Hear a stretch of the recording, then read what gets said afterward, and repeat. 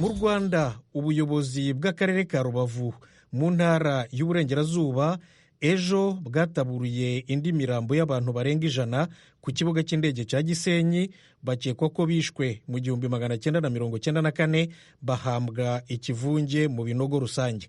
Claude Ganza Munyamagana araduye inkuru irambuye.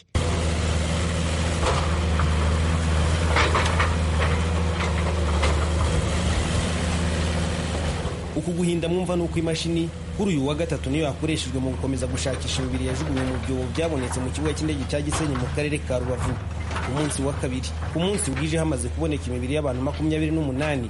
Umuyobozi wungirije ushinzwe imibereho myiza y'abaturage mu karere ka Rubavu Madame Ishimwe Pacifique arasobanura ko kuba uyu munsi hifashishijwe imashini byagize akamaro cyane. Twakoresheje abantu benshi bashoboka, ariko n'ubundi duhura n'ingorane z'amabuye manini amaboko atashoboraga guterura.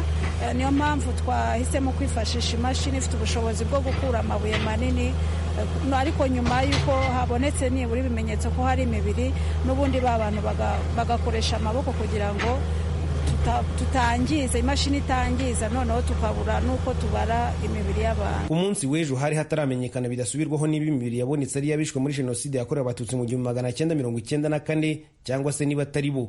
Kuri iyi nshuro ariko Madame Ishimwe Pacifique aravuga ko nta gushidikanya kugihari, kuko abantu 28 bari bamaze kuboneka, ndetse n'ibimenyetso byari byagaragaje ko ari abantu bishwe muri jenoside. Kandi nk'uko dukomeza no gushakisha amakuru, mu by'ukuri hano nta rimbi ryari rihari ngo tuvuge ngo ni abantu bashyizwe, kandi abantu nta nubwo bashobora gushyingurwa mu buryo turimo tubona iyi mibiri, abantu bacurikiranye baboshye, ndetse n'ibi bikoresho bigaragara ko bagiye bicishwa. Kugeza uyu mwanya ntabwo turimo dushidikanya ko ari abantu bazize jenoside. Ubwo twakoraga iyi nkuru hari hamaze kuboneka imibiri y'abantu 113 yongera kuri 28 babonetse ku wa kabiri. Ibikorwa byo gushakisha imibiri birakomeza no kuri uyu wa kane.